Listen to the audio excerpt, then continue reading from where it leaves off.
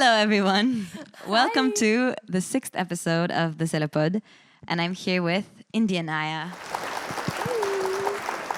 an incredible singer-songwriter, performer that we all love, and a guitarist, musician. Thank you. I feel like probably you have many more other things you do that... You know, we all do a lot do of a things. lot of things. Yeah, exactly. Social media manager. Exactly. Stylist, video editor. Yeah, exactly. Yeah.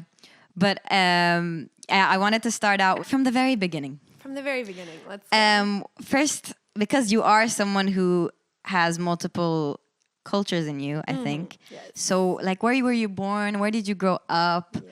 And then I kind of want to talk about, like, how you got into music. Like, was this always your dream? And just from the very beginning, like, your story. From the beginning, I was born in Frankfurt, Germany. Okay. And my mom is German and Algerian. And so I was born there, got my German passport secured. Yeah, European citizen. Exactly. And then, well, my mom was just like, I'm not giving birth in the U.S. And she's so right for that. Yeah. And then my family moved back to the U.S. almost immediately. My parents were living in New York at the time. And then we moved down to Florida, which is where I grew up for most of my life. My dad's American. Okay. So, yeah, double nationality. And how is it growing up in Florida versus living in Paris? Like, why did you move? What's the... Yeah, it's a completely different world. Yeah. I lived in Paris for a year when I was 12 with my parents. Okay. So we lived here. I got kind of the gist of the culture and the language. And then we went back to Florida and I finished high school. And after high school, I was just like, Paris. Yeah. And then I get it. I was like that too. I feel Right? like, yeah. Wait, how did you already know France? I went to French high school. So I was speaking French, not really good because most of my teachers were like Turkish. But like the English teachers in France. Exactly. But then my degree was like the baccalaureate, like it was the same. So I could apply for unis here. So basically I was just like, I want to come in Paris because I feel like Paris is this like dream city in your eyes. It's definitely a dream And was city. it how you expected? Like, was it? Yeah, I think as a 12-year-old, I really loved it. Yeah. Because there's a lot of freedoms that you have living in a big city. Yeah. In Florida, I'm from a very big city, but it's not at all the same vibe. It's a big city in the sense that you have to take the car and drive 40 minutes. It's to not go a to walkable. school. No.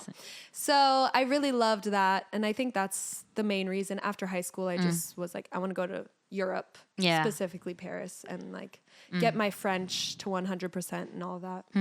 But you do write music in English mode? Yes. All the time or mostly? All I don't the know if you time. have any like songs that are going to come out. I wrote something in French once and I sang it to my boyfriend. I told him to look away. Oh, wow. And he laughed. No. No, it's okay. It wasn't mean. But it was like, it was my first try. I think I could do it if I put my mind to it, but yeah, definitely. It's a lot more natural in English, so I'm just sticking to that. And the music you listen to, I feel like, is it mostly English? Yeah. Or? Okay, yeah. Recently, I listened to a few songs in French. I really like Le Lapin by Ilyona.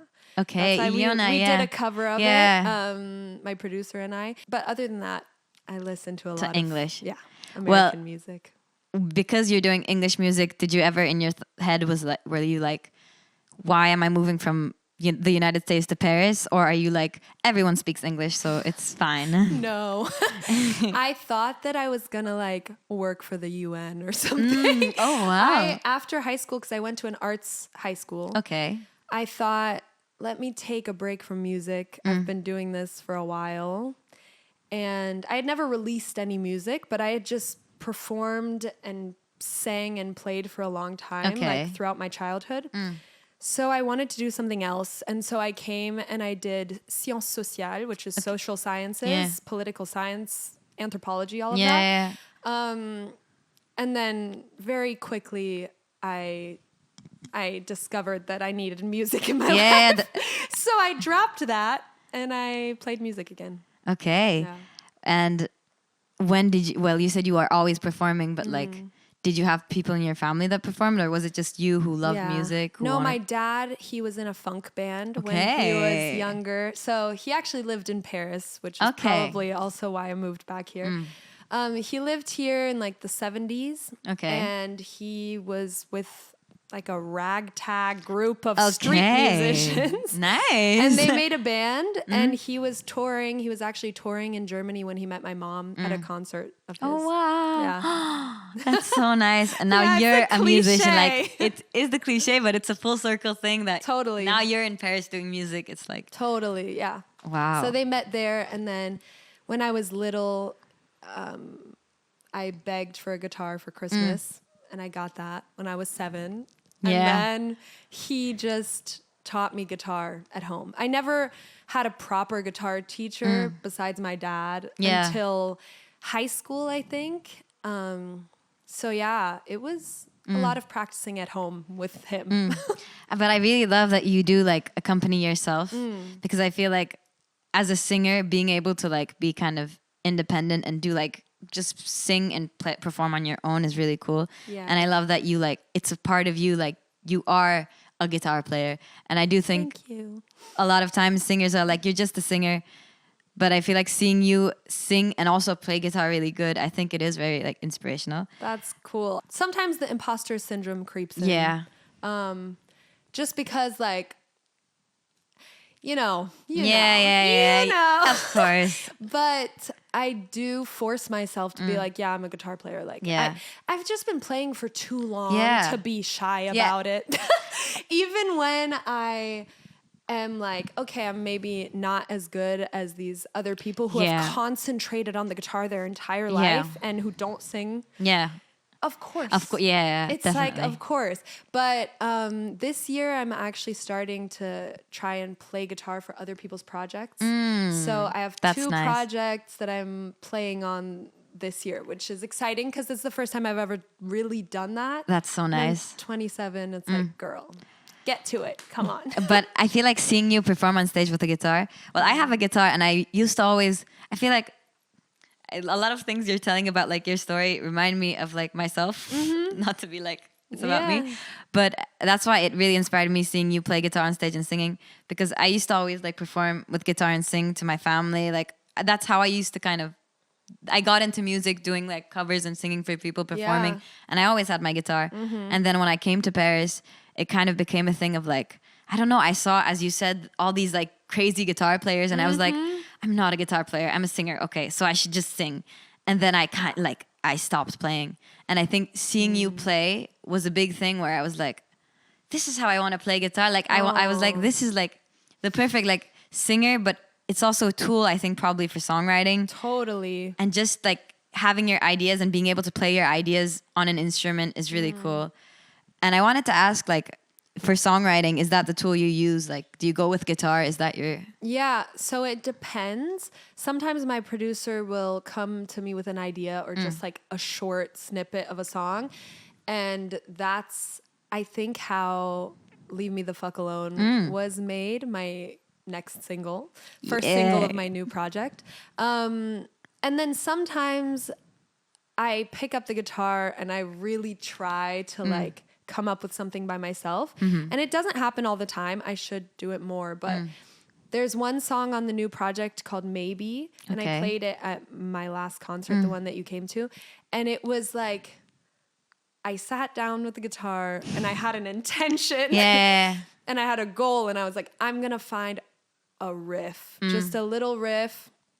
And that's one of the best songs I feel like I've ever written, just me and the guitar, where I figured out the main riff of the song by myself, and it's one that I'm like really proud of. And then I went to the studio and my producer and I kind of worked it out acoustically, and then it was just like already done, basically. Like we started putting it together on Logic, and it was already there, like the whole thing.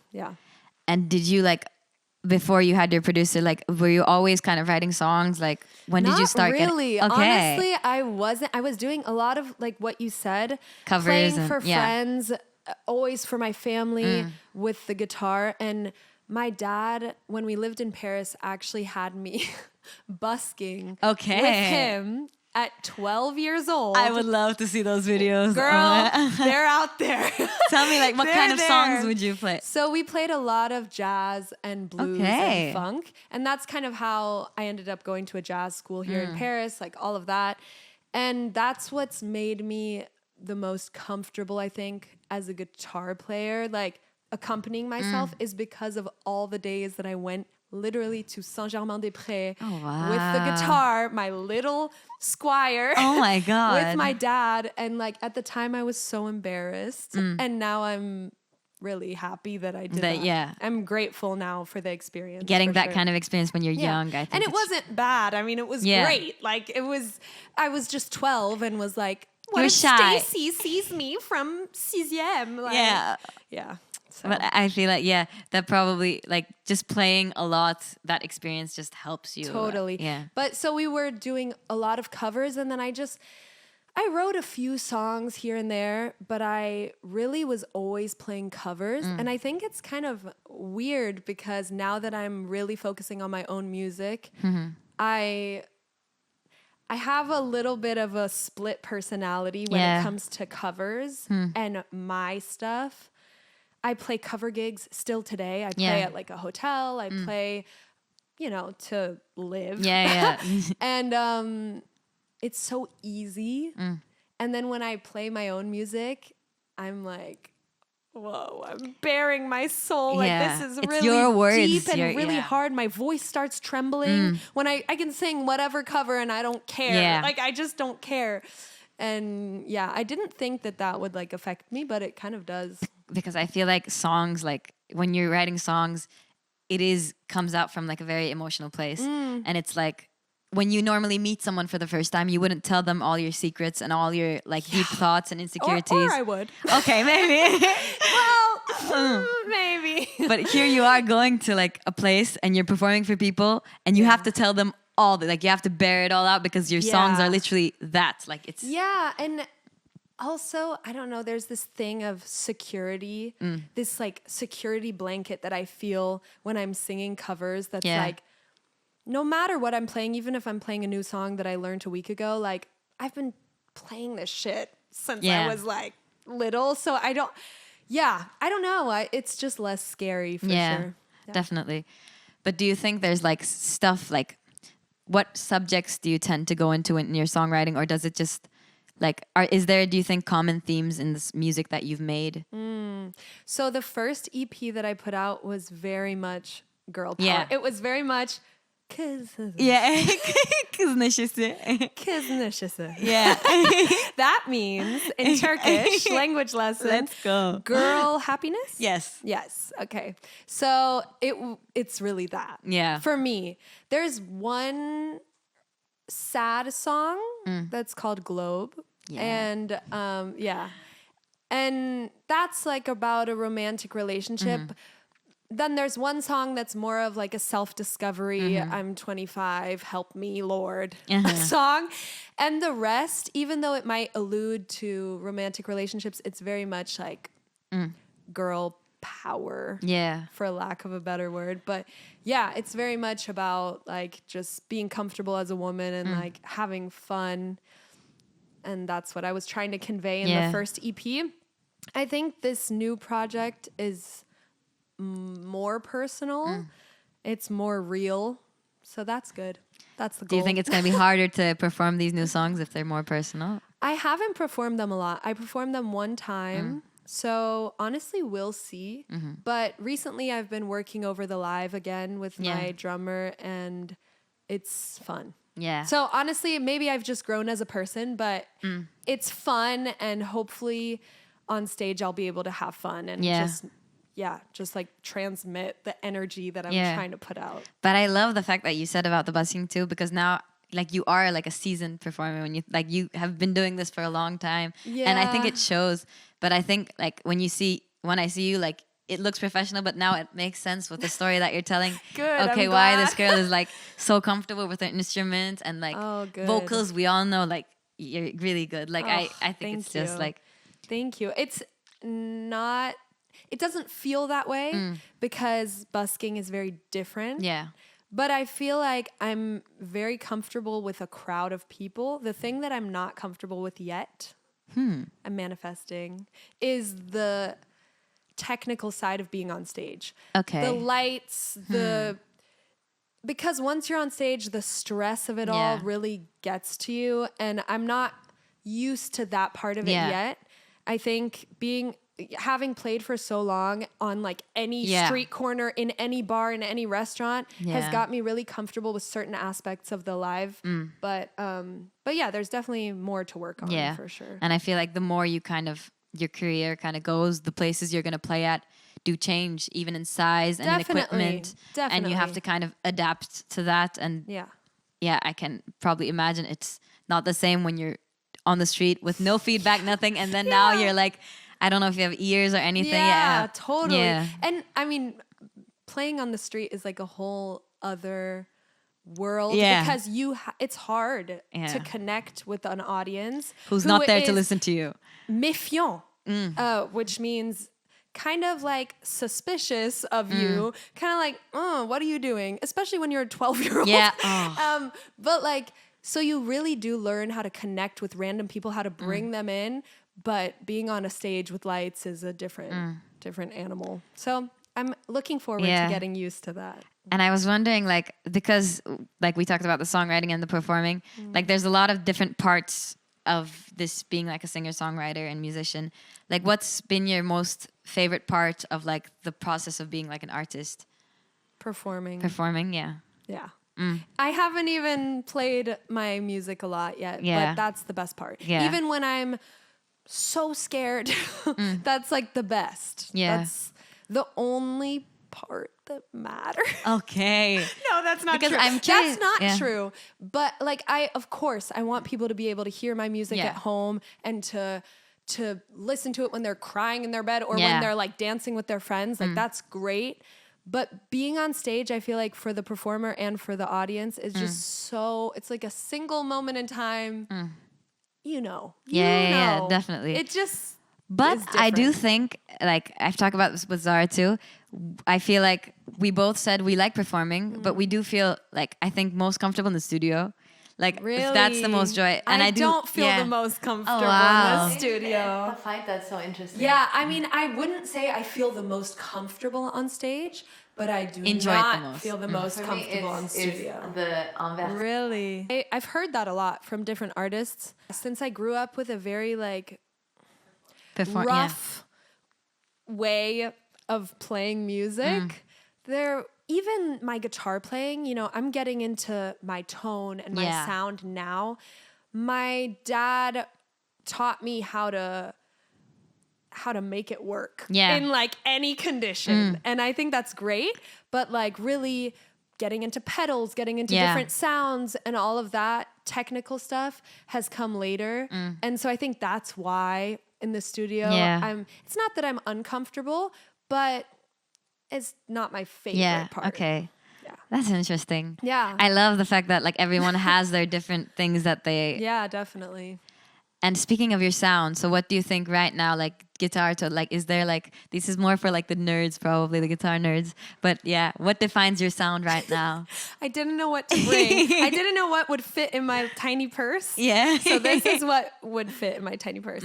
Yeah, I use a lot of chorus and my producer, Lucien, has taught me a lot about the technical side. Yeah. And I mean, other people, the musicians around me have taught me a lot as well. Yeah. And so now I'm getting to my guitar sound and I'm also trying more, which crazy. When you try you figure actually, things out. You actually learn. It's crazy. But before I think, that the imposter syndrome and like the fear of being like, well, I'm this type of guitarist. Like, I don't know how to do that. Yeah. Kind of kept me from trying things and like experimenting. And I think now I've just learned that, hey, if I own a pedal and I'm using it, I'm using a pedal and I know how to do it. Like that's all. That's all it takes. Just buy it and use it and then you're using it. Yeah. Like there's no magic trick. Yeah. So. I feel like for myself, it was always a weird thing with like guitar pedals and effects and like types of guitars. I feel like because I played, but I would always hear like guys just like go off about like which guitar, like which pedal chords affect, like talk about the stuff, and people who aren't even like the best musicians, I would say, who would just talk about the stuff, and I was like, okay, like I don't know about, like I would always kind of like be like, okay, I'm playing, I just play, but I feel like then when you actually start going into it, you realize it's not that big of a deal. Like it's like totally relate to that. No, it's crazy. Like that's exactly how I feel, and almost to the point where, I mean, we all know this. Like you're in a studio, you're usually the only woman.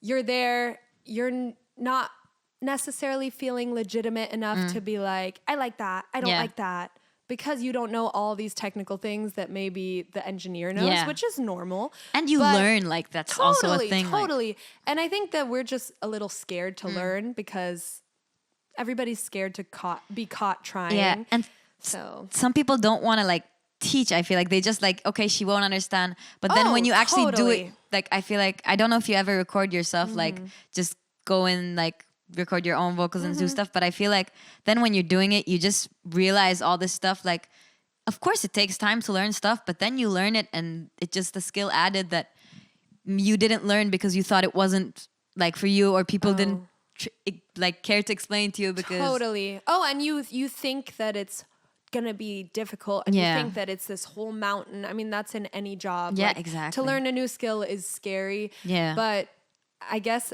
the older we get, the more we're like, fuck it. Yeah. I just need to learn this like now because I didn't learn it yesterday. Exactly. And that's scary. It's more scary to be like just ignorant and not learn anything ever than to try and fail and And I feel like it comes with probably a bit of experience, like all the things you didn't know that you know now gives you the confidence to actually learn more things. Yeah. But I definitely felt the same way with my guitar playing.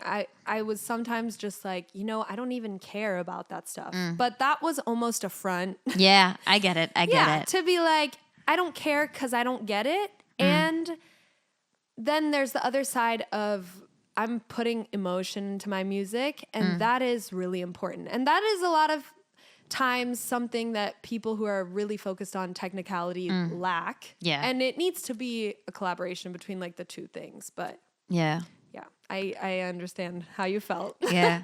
Speaking of collaboration, I actually just thought, do you have any, like, do you ever, I don't know, like collaborate like songwriting wise with people?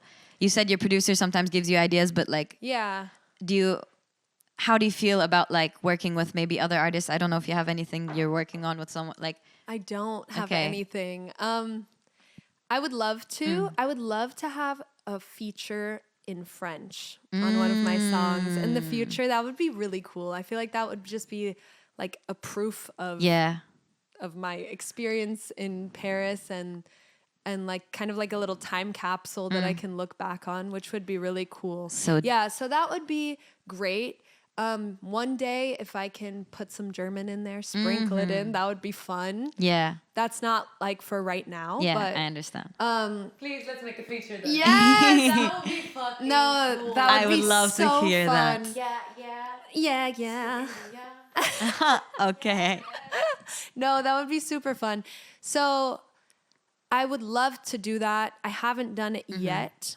I had a song a while back that never saw the light of day, really sad.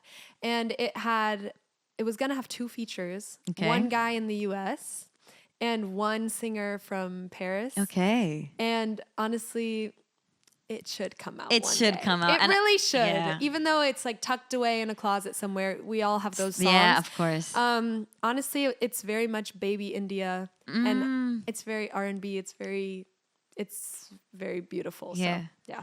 So speaking of R&B, like who are like artists that you think, like you said Lola Young inspires a lot with the new record that you're going to do. Who are like the people, maybe you could even separate, like who are the singers or guitar players or just people you like look up to in general, like in your artistry? When you said guitar players, like the first person who came to mind is Melanie Faye. Okay. I don't know if you know her. She's incredible. Okay. Like she's an amazing guitar player and singer. She actually has some really good songs. I don't know if she's released anything in the past few years, but I think when I was in high school, she had released a few songs and I was obsessed. And it's just like the guitar playing. Oh my God, you got to listen to it. It's so good. Yes. I didn't have that many guitar influences. I think that I was always looking for women to look up to. I get that for some reason, we but want I to see ourselves represented, and that's just like obvious. I mean, that doesn't mean I know plenty of women who are super inspired by men. And I am, but maybe that's a me problem. Sometimes I'm like, I get it though. Yeah, it's hard to identify yourself, and so it's hard to imagine yourself playing what certain people are playing. Whatever. Yeah. When I was a kid, I had the whole side from my dad, a lot of funk and Stevie Wonder and jazz and blues and soul. So I had that side, and then I also had just like growing up in the early 2000s and like Beyonce, Destiny's Child, and Jordan Sparks, like to name like a random, because I just saw a reel of her doing No Air with the Jonas Brothers. Okay, wow, that's peak to it. Yeah. No air. Yeah, exactly. With Chris Brown. Girl, Chris Brown, I know. She's an incredible singer. I was obsessed. Yeah. I mean, I was obsessed. Like when, like I just like listened to all of them on the radio, and that was like, that was just like my influences. Alicia Keys was a huge one. Joss Stone was a really big one too. I don't know if you know her.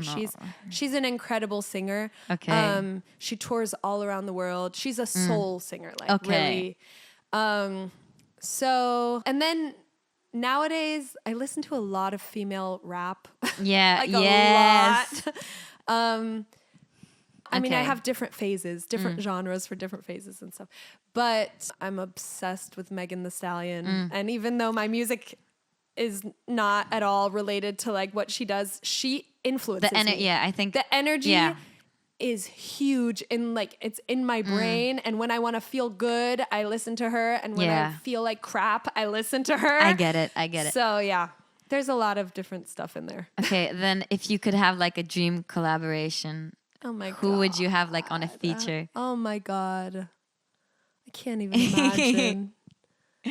I feel like Megan Thee Stallion actually could be perfect. Oh my God, like I she can't just even gets imagine. in with a verse that would be. She does have a few features on like some pop records. I also love Flo Milli, great rapper. Anyways, I guess I would say Lola Young, because she's just, for the sound that I'm going through right now, she's just such an incredible voice, and I feel like I could learn so much from her. Yeah. Also Sailor, I don't know if you know her. She's an R&B singer. We went to the same high school. Oh, wow. And actually we were gonna do, I like messaged her before she blew up and was like, oh, like, could you maybe sing on this song? Because I really wanted someone from Florida to sing on it. And it didn't work out. Like the song wasn't for her. But yeah, that would be really cool. She's incredible. But the song would have to be, there's just so many styles that I love. I'm not the type of artist to be like, I do this and that's all I do. And that's fine. I sometimes am jealous of those people who only like one thing. That's incredible. Like I wish. But I get it. I just, I don't know. You have so much like years, I feel like, to try different stuff. Yeah. Like with each project, you can kind of go into this style that like go into kind of different styles, not like change personality, but I do love when an artist kind of evolves. I like that too. Yeah. The thing is, being an up and coming artist, you have to define your up and coming artist, it's like a whole thing. You have to define your style, your look, and you have to kind of fit into a box, which makes sense to be sold to people and for people to recognize you. But yeah, I don't know where I'm at with that. I understand. I'm aware of that, but I'm like, you know, it is what it is. But okay, talking about being an independent artist, do you think like, does it ever, like, I feel like it probably does get like overwhelming, all the stuff that you have to do. Yeah. And like, it's just at the end of the day, all you want to do is make music and perform. But there's all this other stuff like we always talk like content, like you're on TikTok, you're all on the social medias, and you have to play that game and you have to be super consistent. And I do see that you are always like, Thanks, with girl. especially with the single that you're promoting, like I feel like you're doing all the things you have to do, but looking out from the outside, it does seem exhausting. Like Yeah, it's especially when it's not working. Like Yeah. obviously it's the cliche thing of like there's no when you're such thing as overnight trying- success too. Yeah, and when you're trying, like people are like, oh, look at her trying. Yeah. And then when it works, When it people are works, like, people are like, oh, look at her. I knew her. Yeah, exactly. So, but that's normal. Yeah. It's just a lot of different hats you have to wear. Yeah, exactly. And I'm doing my best to wear them all. Yeah. But I'm not perfect yet. So Yeah. I don't want to blame like the place that I'm at on an algorithm. Yeah. You know what? If it's meant to be, I will make it happen. Yeah. And I do think if you believe in it and you do it, like, there's a reason we all do this, like, consistently, and you show up and you do it because you actually do believe in what you do. Yeah. And honestly, I'm a big believer in like what will be, Yeah. will be. So I agree. I love music. And if I can put out music that really represents me and that can touch somebody, Yeah. just anybody, Yeah. that's great. And, you know, if I'm not doing this in 20 years, Yeah. that's fine. Okay. I mean, of course, that's something scary that like artists don't want to say. But I feel like especially nowadays when so many people have access to becoming an artist Yeah. and so many people can make it happen Yeah. thanks to social media, like it's not going to happen for everyone. everybody. That's true. I'm just a realist. I know. But I feel like I agree with that, and I feel like yes, everyone can make it happen, but because everyone is trying to make it happen, Right. and like trying kind of the same stuff. Yeah.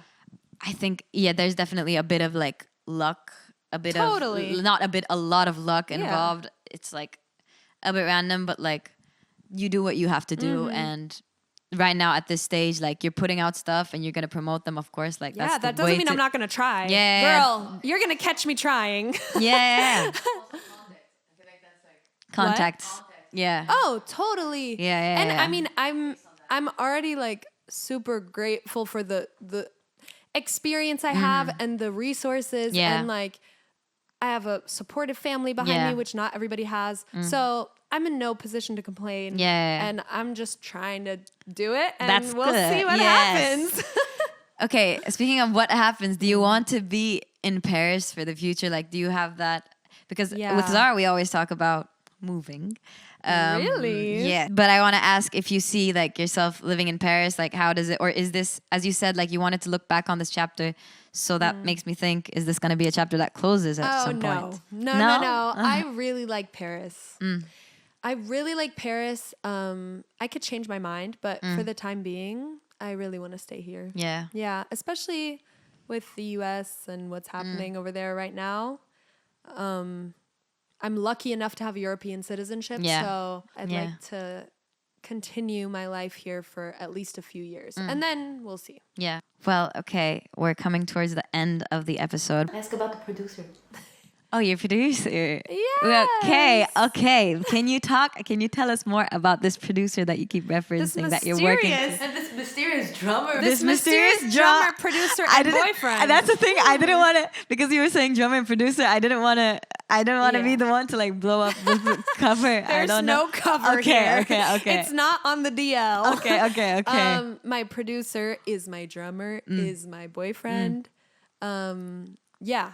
And he's really great. We met at a jam session. Okay. And it's cool because I get to see his inspirations and his artistic kind of point of view change over the years, because the last EP we put out was 2 years ago. Okay. And we just work together and like evolve together, and it's really cool. Yeah, it's really fun. Okay. And I also have all of his influences, which Yeah, are I was gonna ask, really what are different his than mine. influences that- Like, I mean, some things overlap. We Yeah. both had a musician dad who like had us playing really young. But yeah, he was obsessed with Prince, which I listened Yeah. to a lot of Prince.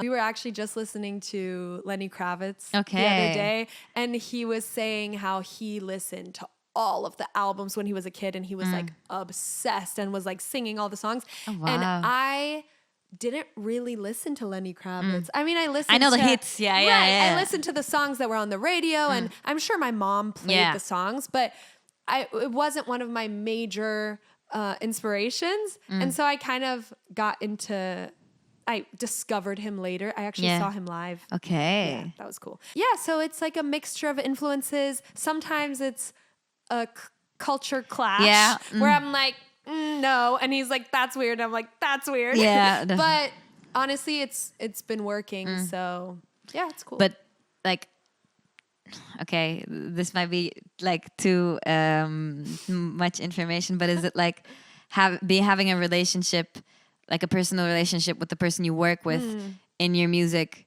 Like, how does that affect it? Do you think you guys are like, because I mean, it is, as you said, where you're most vulnerable, and like in every relationship, like there is like ups and downs, and I feel like people tend to write about love a lot. So how does it kind of work working with the person that you are in a relationship with, but you like, if you have I don't know if you write about if you have a fight or something, but then you go to him and you're like, yeah, I wrote a song about you, like fuck you, and you're really pissing me off. No, honestly, he's great because I feel like even when he knows it's about him, he's just like, doop-a-doop-a-doop. I'm just a producer. Like, that sounds really good. And I'm like, yeah. No, it's good. Okay, I'm Honestly, happy to it's hear great. He's really talented. And Yeah. I've gotten to see the evolution and how good he's gotten. And that's so cool. Yeah. Like, that's really the best. So no, it's really good. He's very understanding and he's so focused. Yeah. And that is something that I really admire. I feel like producers are like that. Oh, yeah. To be in front of a computer for so long, you have to have It's like, insane. And the hours that he puts in Yeah. to change this little detail. And yeah, that's why we need producers. Yeah, And so we're the exactly. musicians that are like all over the place, and we need that yeah, person to like Someone who's put us focused into at the- line. yeah. Yeah. So I don't know. I feel like it's kind of a cliche, the singer and the producer. Yeah. But I don't mind being Yeah. a cliche. Okay, but I actually really liked your answer because I was like I don't know, when you do have close relationships with people, like I don't know if you kind of sometimes have to censor yourself or not, but I like the fact that you can just go to him and you're like, Yeah. I don't censor yeah, I love to hear that. I'm don't happy think to. so. I feel like I in your made a music whole you don't. song about Yeah. like a rough patch. Yeah, And we wrote a song where I was in Florida and he was in France. And Globe? we wrote it. Yeah. yeah, We wrote it at a distance during like the worst part of COVID, the beginning when everyone was like, the world is ending. yeah. So yeah, I think we got through that. Yeah. And we can get through anything. I'm so happy to hear that, honestly, and I'm happy for you that you have found someone that you can work with like this. And yeah. like, And I mean, I'm always open to working with other people. Yeah. And like, he also works with other artists, Of course, which is yeah. great. And I think we also bring other musicians in and friends of ours to kind of give us their point of view. And that's really cool because sometimes the risk is that you kind of get into this echo chamber Yeah. where the two of you have heard the song yeah. 50 billion times. That's with Yeah. any producer. If you're just two people sitting yeah, in a yeah, room, definitely. eventually you're going crazy Of kind course, of So course. it's always good to get an outside perspective. Yeah. And I love getting the perspective of someone who's not a musician. I love that That's too. super important. And I think a lot of people don't think Yeah. about that, especially Yeah. producers. Not my boyfriend. I'm talking yeah, yeah. producers in Yeah, general yeah, yeah. and men. A lot of people don't think about the fact that the majority of people listening to your music are not musicians. I'm not Yeah. making music For musicians. musicians. If a musician hears it and loves it, great. Yeah. Great. That's maybe an extra special compliment, but I'm not making it for you. I'm making Yeah. it for the random down the street. Like, Yeah, definitely. So we just need to remember that. Yeah. Yeah. I do think that's very important. Yeah. Like the fans of your music are, of course, they're gonna be like from all parts of life and Right. like Of Yeah. course, everyone listens to music. It's not a thing that's for musicians. Yeah, I would hope that at least some of my songs can touch like kind of anybody. Yeah, I definitely think. That might be like the opposite of what people want. They're like, I want only super sophisticated Oh, people no. that listen to my. I'm like, anybody. People that say that probably Yeah. like Yeah. most like So, boring. I don't know. Yeah. Okay, I have a very unrelated question, but I really wanted to ask you about music videos because I don't know if you have any music videos coming out or if you can spoil that, but I do one of your music videos for a million other things. It's like when I watched it, it inspired me, and we literally did a video kind of inspired in a car. We were like, Really? yeah, it like What? Well, it's very different. it's very different. Where Yeah, is you don't- it? yeah, it's not, but it's like Yeah. just. Video is bang. Oh Yeah, my yeah, god! yeah, Thank you so much because honestly, How did you film? it How was did you a get the whole idea? Production. It was like Yeah. a freaking. How did I get the idea? Oh, Mahalia. I think the song is called "In the Club." That Inspired you. the music video because I love Mahalia. She's amazing. And so then, yeah, I found a photographer. Her name's Emma Bierski. She's really talented, and she had been wanting to get into video. And so her and her assistant helped us with that. We rented a car. Okay. And I had 4 different outfits, and we just drove around. It was actually crazy. We got pulled over by Yeah. cops because we were I was taking flash pictures Yeah. in the back seat in a super tight green dress with cutouts. and the cops were like, "What wow. are you doing back there?" But it was really Is fun. it not allowed to just take selfies? You're not allowed to take flash Oh, wow. pictures.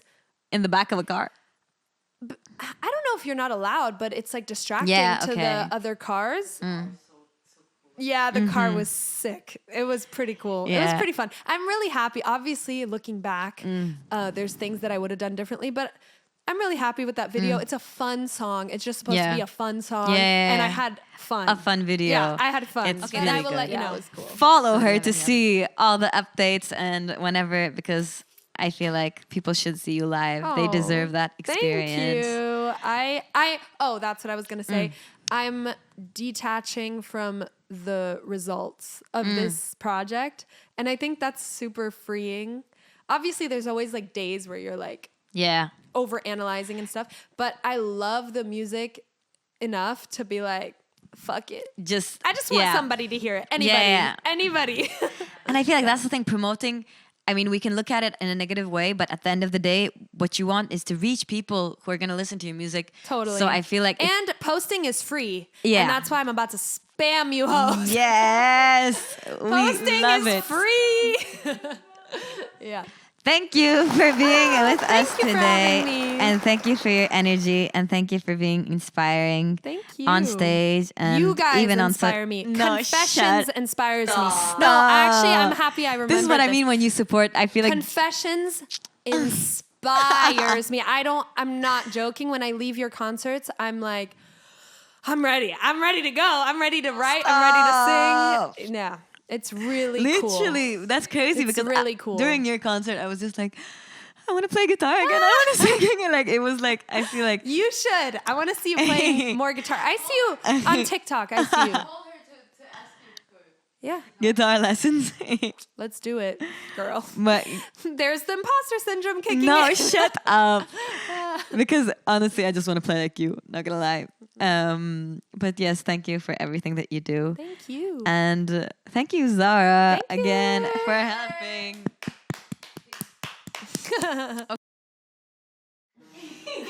I get by and I will fly without you, yeah. I'll take my turn and I'm not gonna wait my turn, no. I get by, I will fly without you, yeah. I'll take my turn, yeah. I'm not gonna wait my turn, I'm sitting in a lifeboat now. Why you gotta put me down when you're around? I'm not know you can feel me crying. Why you wanna let me down? When you walked out, sitting in a boat going down. Why you wanna let me drown? Oh, when you're around, I know you can feel me crying. Why you wanna let me down? Thank you. All right, next time I'm singing on Confessions. Yeah, yeah.